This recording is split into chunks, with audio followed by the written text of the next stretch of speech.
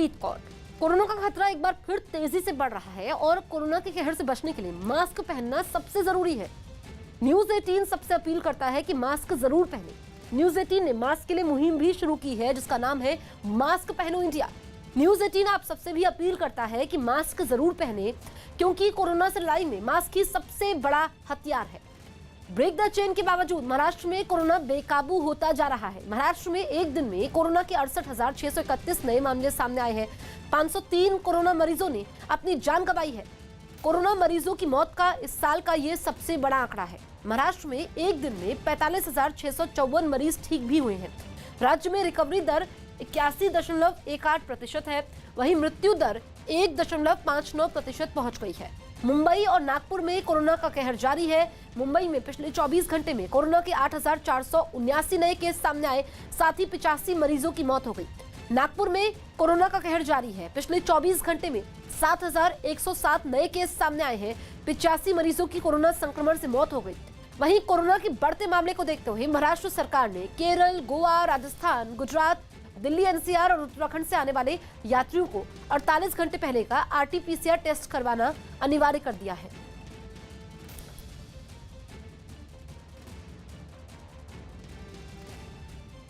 इस समय की बड़ी खबर पटना से आ रही है, जहां कोरोना से जेडीयू के एक विधायक की मौत हो गई है। तारापुर विधायक मेवालाल चौधरी कोरोना से पीड़ित थे और उनका पटना के पारस अस्पताल में इलाज चल रहा था, लेकिन आज सुबह उनकी मौत हो गई। तो जेडीयू विधायक की कोरोना से मौत हुई है। इस वक्त की बड़ी खबर हम आपको बता रहे हैं।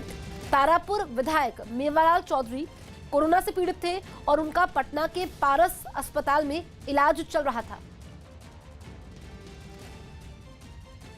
बिहार के मधेपुरा में डरा देने वाली कुछ तस्वीरें सामने आई, जहां 8 दुकानें आग में जलकर राख हो गई। बताया गया कि यह हादसा बिजली के तारों में हुए शॉर्ट सर्किट की वजह से हुआ,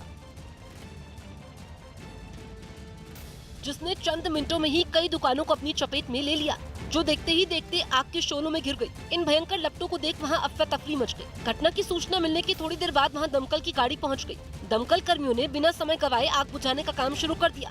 सभी दुकानदार और आसपास के लोग भी उनके साथ इस काम में जुट गए। वो बाल्टियों में पानी भरकर लपटों पर फेंकने लगे।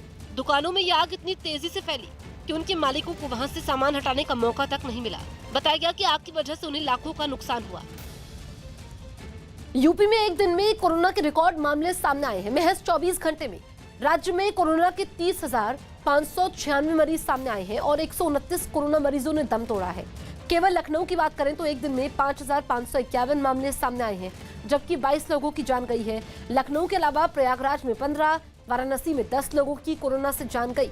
पूरे प्रदेश में कोरोना के एक्टिव केसों की संख्या 1,91,457 है। यूपी में कोरोना की रफ्तार तेजी से बढ़ने लगी है। इसको काबू में लाने के लिए योगी आदित्यनाथ ने कई निर्देश दिए।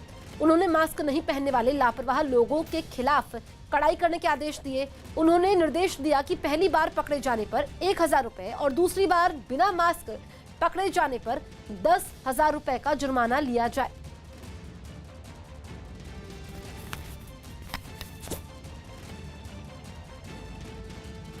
दिल्ली के पास यूपी के गाजियाबाद में इलाके के लोगों ने पुलिस वालों पर हमला कर दिया। पुलिस की यह टीम वहां बच्चा चोरी के शक में बंधक बनाई गई 3 महिलाओं को छुड़ाने पहुंची थी, लेकिन जब पुलिस वालों ने उन महिलाओं को लोगों की चंगुल से छुड़ाने की कोशिश की तो विवाद और बढ़ गया। पुलिस की इस कार्रवाई से वहां के लोगों का गुस्सा 7वें आसमान पर पहुंच गया और वो जोरदार हंगामा करने लगे, क्योंकि वो उन महिलाओं को छोड़ने के लिए बिल्कुल भी राजी नहीं दिखे। हंगामे के बीच जब पुलिस आरोपी महिलाओं को वहाँ से किसी तरह ले जाने लगी तो लोगों की भीड़ ने उसका रास्ता रोकने की भरपूर कोशिश की। इस विरोध के बीच पुलिस वाले किसी तरह उन महिलाओं को एक-एक कर वहां से ले जाने में कामयाब रहे, लेकिन इस बीच उन्हें लोगों के गुस्से का शिकार भी होना पड़ा। विवाद इस कदर बढ़ गया कि हालात को संभालने के लिए कई थानों की पुलिस को मौके पर पहुंचना पड़ा। अगर हमें कार्रवाई करने का मौका नहीं दोगे तो मैं यहाँ बैठ कर कुछ पूछ लेंगे। आरोप है कि इस हंगामे के समय पुलिस की कई गाड़ियों में तोड़फोड़ भी की गई। उन लोगों से ये बोला कि आप इनको हमारे हवाले करते ताकि हम इनसे पूछताछ कर सकें, तो उन्होंने हमारी बात नहीं मानी पुलिस की। पूरे इलाके में माहौल अब भी काफी गर्म है। हालांकि पुलिस उन तीनों महिलाओं को अपने कब्जे में लेकर उनसे पूछताछ में जुट गई।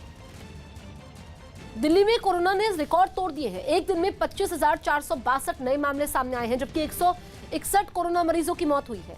एक दिन में सबसे ज्यादा कोरोना मरीज मिलने तक का ये अब तक का सबसे बड़ा आंकड़ा है। दिल्ली के मरीज बढ़ने के बाद केजरीवाल सरकार सख्त कदम उठा रही है। दिल्ली सरकार ने आदेश दिया है कि कोरोना के इलाज में लगे सभी नर्सिंग होम और निजी अस्पताल अपनी कुल क्षमता के 80% आईसीयू और नॉर्मल बेड कोरोना के लिए रिजर्व करें।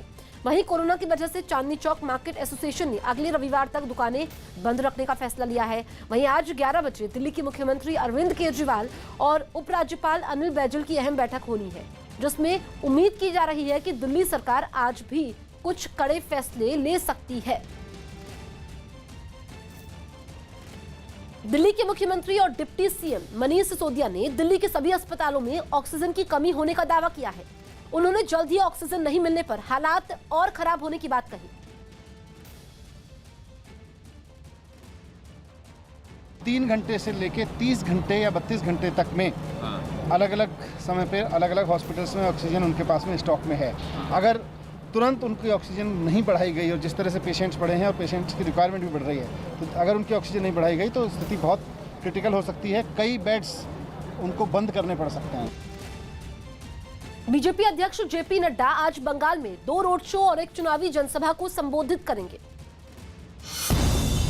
पश्चिम बंगाल में बीजेपी अध्यक्ष जेपी नड्डा आज 2 रोड शो और एक चुनावी रैली करेंगे। उनका पहला रोड शो उत्तर दिनाजपुर जिले के रायगंज में दोपहर 12 बजे शुरू होगा। इसके बाद बीरभूम जिले के साइंतिया में दोपहर 3 बजे वो दूसरा रोड शो करेंगे। शाम 4:30 बजे वो बीरभूम के ही सिउड़ी में एक चुनावी रैली भी करेंगे।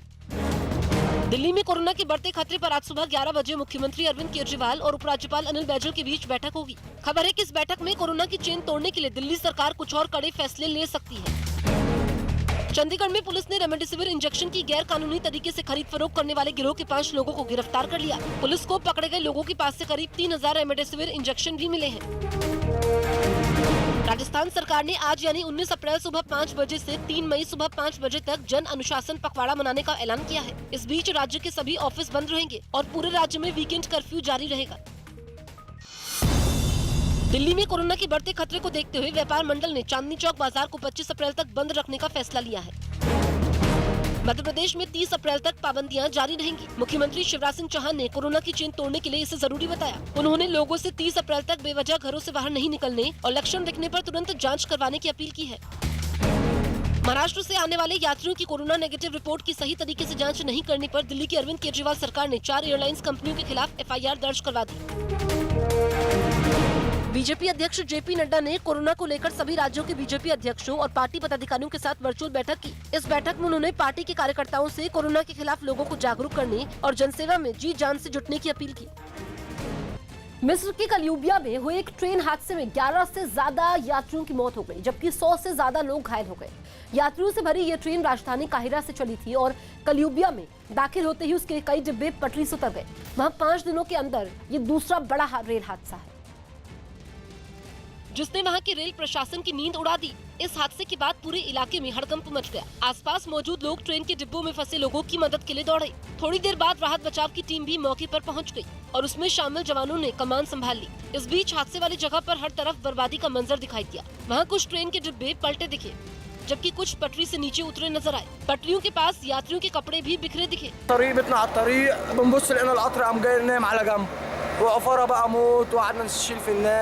इस हादसे में घायल हुए लोगों को तुरंत अस्पताल पहुंचाने का काम शुरू कर दिया गया। इसके लिए 50 से ज्यादा एम्बुलेंस फौरन घटना वाली जगह पर पहुंच गई। जिन अस्पतालों में घायलों को भर्ती करवाया गया, उनके बाहर उनके घर वालों की भीड़ जमा हो गई। हालांकि इस बीच अस्पताल के डॉक्टर सभी घायलों की मरहम पट्टी करने में लगे रहे। जिस रेल रूट पर यह हादसा हुआ, उस रूट पर ट्रेनों की आवाजाही पूरी तरह से ठप हो गई। कोरोना के तेजी से बढ़ते मामलों को काबू करने के लिए दिल्ली में वीकेंड कर्फ्यू लगा था। इस बीच जगह जगह पुलिस का कड़ा पहरा था।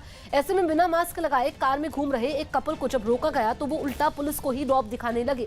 ये पूरी घटना दरियागंज इलाके के दिल्ली गेट के पास की है। पुलिस के मुताबिक चेकिंग के समय एक कार में एक लड़का और एक लड़की बिना मास्क लगाए कर्फ्यू के समय घूम रहे थे।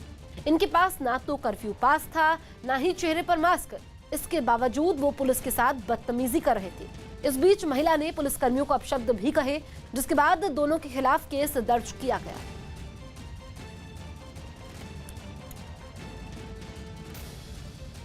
आप मास्क लगा के सामने नहीं लगाएंगे लोग तो क्या करोगे? हम बना हुआ कोरोना के चक्कर। अब ये मेरा पति है, मेरा मन करेगा अभी किस करूंगी, इसको क्या करोगे तुम? भाग कराएगी और तुम गाड़ी को हटा के दिखा दो। देश इस वक्त बेहद मुश्किल दौर से गुजर रहा है। हर दिन के साथ कोरोना का ग्राफ नए रिकॉर्ड छू रहा है, लेकिन मुसीबत की इस घड़ी को थामने के लिए देश के पीएम नरेंद्र मोदी ने एक बार फिर मोर्चा संभाला है। कोरोना के खिलाफ लड़ी जा रही इस जंग को अंजाम तक पहुंचाने के लिए पीएम मोदी ने वायरस पर प्रहार का एक ऐसा प्लान तैयार किया है जो न सिर्फ कोरोना से करहा रहे तमाम राज्यों के लिए संजीवनी साबित होगा, बल्कि कोरोना की रफ्तार को थामने में भी ये प्लान कारगर साबित होगा।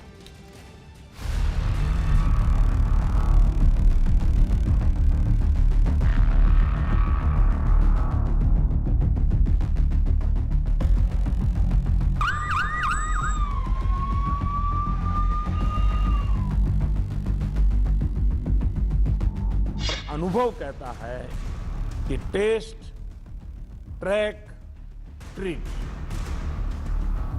कोविड एप्रोप्रिएट बिहेवियर और कोविड मैनेजमेंट, इन्हीं चीजों पर हमें बल देना है।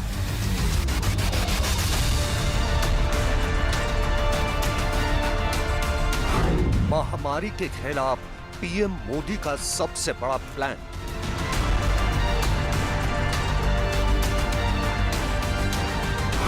पीएम मोदी का वायरस पर ब्रेक लगाने वाला मंत्र।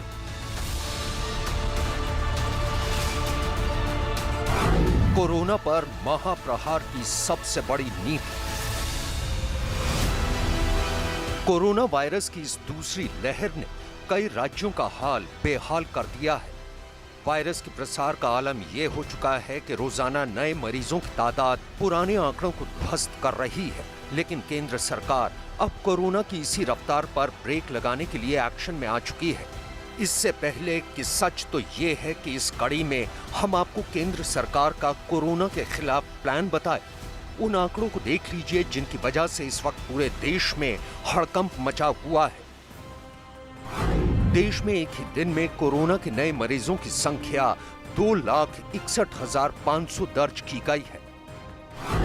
देश में एक ही दिन में कोरोना से मरने वाले मरीजों की संख्या 1501 पहुंच गई है। इसके साथ ही कोरोना के कुल सक्रिय मरीजों की संख्या 18,01,316 तक जा पहुंची है। लगातार चौथा दिन है जब मरीजों की संख्या ने 2 लाख के आंकड़े को पार किया है। दरअसल कोरोना के ये आंकड़े इसलिए भी दहशत पैदा कर रहे हैं क्योंकि 15 अप्रैल से 18 अप्रैल तक नए मरीजों की संख्या 2 लाख से शुरू होकर 2.5 लाख को पार कर चुकी है। सबसे पहले 15 अप्रैल का जिक्र करते हैं। 15 अप्रैल को 2,07,39 मरीज दर्ज किए गए थे। इस दिन 1,038 लोगों की कोरोना की वजह से मौत हुई थी। 16 अप्रैल को कोरोना के 2,17,353 मामले सामने आए थे, जबकि 1185 मरीजों को इसकी वजह से अपनी जान गंवानी पड़ी थी। 17 अप्रैल को कोरोना के 2,34,692 नए मामले सामने आए थे। इस दिन 1,341 लोगों की कोरोना की वजह से मौत हुई थी। 18 अप्रैल को कोरोना के कुल 2,61,500 मामले दर्ज किए गए, जबकि 1,501 लोगों की इस वायरस की वजह से मौत हुई। कोरोना की इसी रफ्तार पर ब्रेक लगाने के लिए केंद्र सरकार ने एक नया प्लान ऑफ एक्शन तैयार किया है। इस नए प्लान ऑफ एक्शन के तहत पीएम मोदी ने सबसे पहले मोर्चा संभाला वाराणसी से। वाराणसी में लगातार बढ़ रहे मामलों के मद्देनजर पीएम मोदी ने वीडियो कॉन्फ्रेंसिंग के जरिए एक बैठक की। अधिकारियों और जनप्रतिनिधियों के साथ आयोजित इस बैठक में पीएम मोदी ने प्रशासन को लोगों तक हर संभव मदद पहुंचाने के निर्देश दिए। साथ ही उन्होंने कोरोना के खिलाफ कुछ बेहद अहम हथियारों का जिक्र भी किया, जिनमें 2 गज की दूरी, मास्क जरूरी, 45 साल की उम्र से ज्यादा के सभी लोगों का वैक्सीनेशन, ट्रैकिंग, ट्रेसिंग, टेस्टिंग, सरकार और समाज का साथ। इसके अलावा सतर्कता ही बचाव जैसे हथियारों के बल पर कोरोना के खिलाफ इस जंग को जीता जा सकता है। और अनुभव कहता है कि test, track, treat, covid appropriate behaviour और कोविड मैनेजमेंट, इन्हीं चीजों पर हमें बल देना है। भले ही देश में कोरोना की विकराल चुनौती बनी हुई है, लेकिन सच तो ये है कि उस चुनौती को पार पाने के लिए मोदी सरकार ने एड़ी चोटी का जोर लगा रखा है। एंटीवायरल ड्रग रेमडेसिविर दवा के दामों को तत्काल घटाना भी इसकी वानगी माना जा रहा है। यानी कैडिला हेल्थ केयर लिमिटेड की दवा रेमडेक जो पहले 2800 रुपए में मिलती थी, वो अब 899 रुपए में मिलेगी। सिंजिन इंटरनेशनल लिमिटेड की रेमविन दवा की पहले कीमत 3950 रुपए थी, जो अब 2450 हो गई है। डॉक्टर रेड्डी की रेडेक्स जो 5400 रुपए में मिलती थी, वो अब 2700 रुपए में मिलेगी। सिप्ला लिमिटेड की सिप्रेमी की कीमत 4000 से घटाकर 3000 कर दी गई है। माइलिन फार्मास्यूटिकल प्राइवेट लिमिटेड की दवा डेस्रेम के दाम 4800 से घटाकर 3400 कर दिए गए हैं। जुबिलेंट जेनरिक्स लिमिटेड की दवा जुबिआर की कीमत पहले 4700 थी, लेकिन अब ये 3400 हो गई है।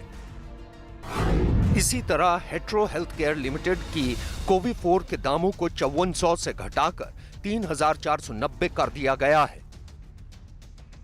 दरअसल रेमडेसिविर का प्रोडक्शन ये 7 कंपनियां ही करती हैं। कोरोना के मरीजों के लिए यह दवा रामबाण साबित हो रही है, लेकिन महामारी के इस दौर में इस दवा की लगातार किल्लत हो रही है, जिसके चलते इस दवा के दाम आसमान छूने लगे थे। यही वजह है कि सरकार ने इसके दाम कम करने का फैसला लिया है। इतना ही नहीं, कोरोना के खिलाफ इस जंग में केंद्र सरकार तमाम चुनौतियों की काट में जुटी है। इसी कड़ी में केंद्र सरकार के स्वास्थ्य मंत्रालय का दावा है कि रेमडेसिविर के उत्पादन को दुगना कर दिया गया है। रेमडेसिविर की लगातार हो रही किल्लत के चलते फिलहाल इसके निर्यात को बंद कर दिया गया है। लोग इस एंटीवायरल दवा को ऊंचे दामों पर ना बेच सकें, इसके लिए कालाबाजारी पर सख्त निगरानी की जा रही है। साथ ही कोरोना वैक्सीन की सप्लाई को भी लगातार किया जा रहा है। दावा किया जा रहा है कि सितंबर तक कोवैक्सीन का उत्पादन 10 गुना किया जाएगा। इतना ही नहीं, अस्थायी अस्पताल बनवाकर बेड की संख्या में इजाफा किया जा रहा है।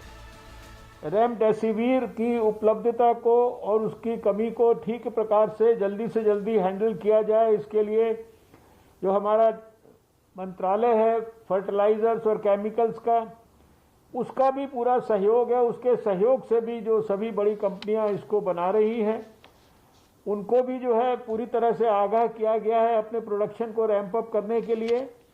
और इसके साथ साथ इस दवा का एक्सपोर्ट जो है वो भारत से बाहर उसको बैन किया गया है, और किसी भी प्रकार की कालाबाजारी इत्यादि होर्डिंग इस दवा की ना हो, या दूसरी और भी दवाई जो संबंधित हैं ना हो, उसके लिए भी ड्रग कंट्रोलर के माध्यम से सख्त कार्रवाई देश के अंदर की जाए। महामारी के इस डराने वाले दौर में ऑक्सीजन की किल्लत कई राज्यों में देखी जा रही है। दावा किया जा रहा है कि कोरोना के मरीजों की लगातार बढ़ती तादाद ने ऑक्सीजन सप्लाई को बुरी तरह प्रभावित किया है।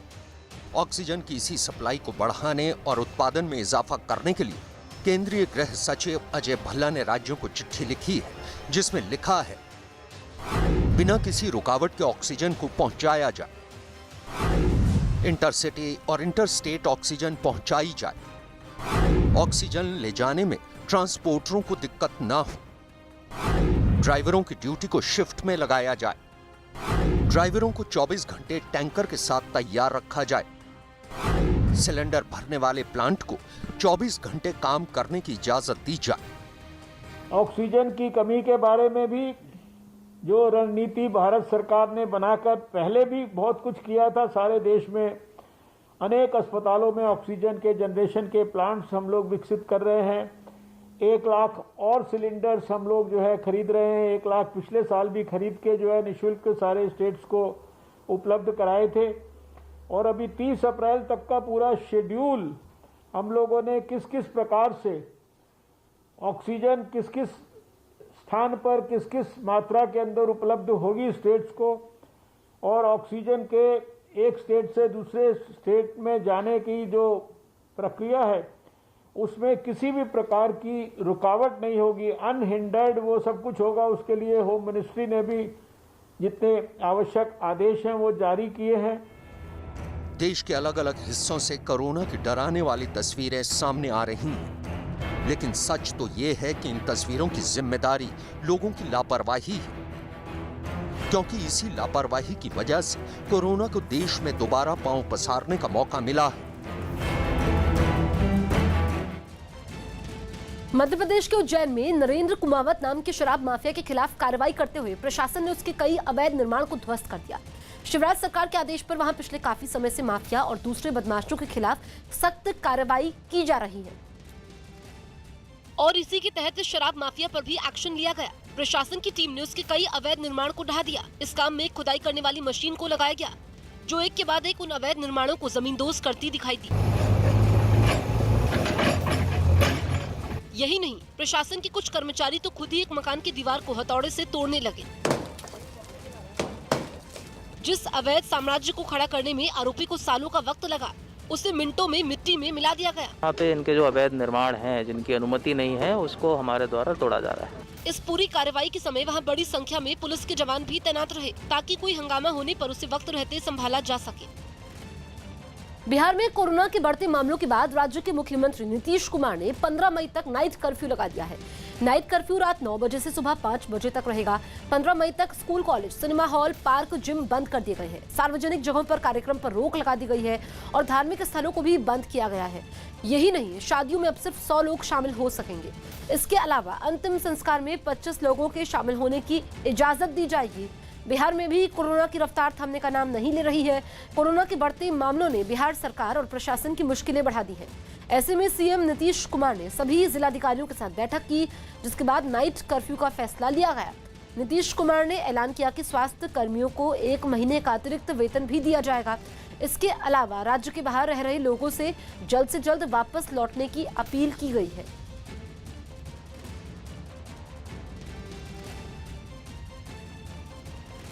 प्रतिदिन रात्रि में 9 बजे से लेकर के सुबह 5 बजे तक नाइट कर्फ्यू लागू रहेगा। पूरे बिहार में हर जगह पर नाइट कर्फ्यू लागू रहेगा। रात में 9 बजे से लेकर के सुबह के 5 बजे तक यह एक निर्णय हो गया है। और सभी दुकानें, प्रतिष्ठान, फल एवं सब्जी दुकानें, मंडी तथा मांस एवं मछली की दुकानें अब शाम जो 7 बजे तक रखे थे खुला उन लोगों को, अब 7 बजे के बजाय 1 घंटा कम करके 6 बजे तक उसको अब खुला रहेगा। 6 बजे के बाद वो खुला नहीं रहेगा। शादी और श्राद्ध का कार्यक्रम था, उसके लिए 200 व्यक्तियों का किया गया था। अब उसको घटा करके आज निर्णय लिया गया कि 100 व्यक्ति से आगे मत बढ़ाइएगा। दक्षिण अफ्रीका की राजधानी केप टाउन से रोंगटे खड़े कर देने वाली कुछ तस्वीरें सामने आई, जहां पहाड़ियों पर मौजूद जंगलों में लगी आग अब वहां की यूनिवर्सिटी तक पहुंच गई। ये आग वहां के जंगलों में एक दिन पहले लगी थी, जो कुछ ही घंटों में केप टाउन यूनिवर्सिटी के कैंपस तक पहुंच गई। जिसके बाद इस भीषण आग ने यूनिवर्सिटी की कई इमारतों को अपनी गिरफ्त में ले लिया। जिन इमारतों में आग लगी, उनकी छतों से भयंकर लपटें निकलती दिखाई दी। आग से निकलने वाले काले धुएं ने आसपास के पूरे इलाके को अपने अंदर ढक लिया। इस विनाशकारी लपटों के रास्ते में जो कुछ भी आया, उसे उन्होंने जलाकर राख कर दिया। हालांकि इस बीच फायर ब्रिगेड के कर्मचारी यूनिवर्सिटी में लगी आग को बुझाने की पूरी कोशिश करते दिखाई दिए। इस काम में हेलीकॉप्टरों की मदद भी ली गई, जो आसमान से शोलों पर पानी की बौछार करते नजर आए। खतरे को देखते हुए वहां के प्रशासन ने पूरे कैंपस को खाली करवा लिया। कोरोना मरीजों की वजह से बढ़ी मांग और देश भर में ऑक्सीजन की कमी दूर करने के लिए रेलवे ऑक्सीजन एक्सप्रेस चलाएगी। रेल मंत्री पीयूष गोयल ने बताया कि ट्रेनों से ऑक्सीजन और ऑक्सीजन सिलेंडर डिलीवर किए जाएंगे। पीयूष गोयल ने बताया कि महाराष्ट्र को 1500 मैट्रिक टन ऑक्सीजन सप्लाई की जाएगी, दिल्ली को 350 मैट्रिक टन और यूपी को 800 मैट्रिक टन ऑक्सीजन की सप्लाई की जाएगी। ऑक्सीजन की सप्लाई 20 अप्रैल के बाद से शुरू होगी। कई राज्यों ने ऑक्सीजन की कमी की बात कही है, जिसमें महाराष्ट्र, दिल्ली शामिल है। पीयूष गोयल ने ट्वीट किया कि कोरोना के खिलाफ लड़ाई में रेलवे कोई कसर नहीं छोड़ रही। हम मरीजों तक जल्द से जल्द और पर्याप्त मात्रा में ऑक्सीजन पहुंचाने के लिए ग्रीन कॉरिडोर का इस्तेमाल कर ऑक्सीजन एक्सप्रेस ट्रेन चलाएंगे।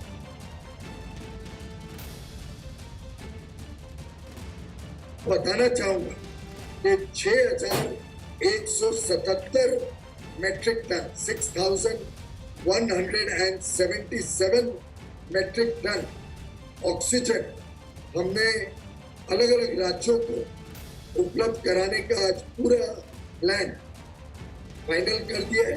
20 अप्रैल के आगे महाराष्ट्र को 1500 मेट्रिक टन यानी देश का सबसे अधिक आज महाराष्ट्र को अलॉट किया गया है 1500 मेट्रिक टन। साथ ही साथ दिल्ली को 350 मेट्रिक टन, उत्तर प्रदेश को 800 मेट्रिक टन और अलग अलग राज्यों के रिक्वायरमेंट के हिसाब से इसको बड़ा फेयरली एलोकेट किया गया है। कोरोना मरीजों की वजह से बड़ी मांग और देश भर में ऑक्सीजन की कमी दूर करने के लिए केंद्र सरकार ने कई कड़े कदम उठाए हैं। सरकार ने अस्पतालों में ऑक्सीजन सप्लाई बढ़ाने के लिए उद्योगों को ऑक्सीजन देने पर रोक लगा दी है। केंद्र सरकार की तरफ से जारी आदेश के मुताबिक चिकित्सा के काम के अलावा अब केवल 9 इंडस्ट्रीज को ही ऑक्सीजन सप्लाई जारी रहेगी। तो अस्पतालों को अब ऑक्सीजन मिलेगी क्योंकि ऑक्सीजन की कमी को देखते हुए केंद्र सरकार ने ये फैसला भी लिया है और रेलवे की अब ऑक्सीजन एक्सप्रेस चलेगी जो कि राज्यों को इससे मुहैया करवाई जाएगी ताकि ऑक्सीजन की कमी ना हो पाए। तो कोरोना मरीजों की वजह से देश भर में ऑक्सीजन की कमी दूर करने के लिए केंद्र सरकार ने कई कदम उठाए हैं। सरकार ने अस्पतालों में ऑक्सीजन सप्लाई बढ़ाने के लिए उद्योगों को ऑक्सीजन देने पर रोक लगाई है।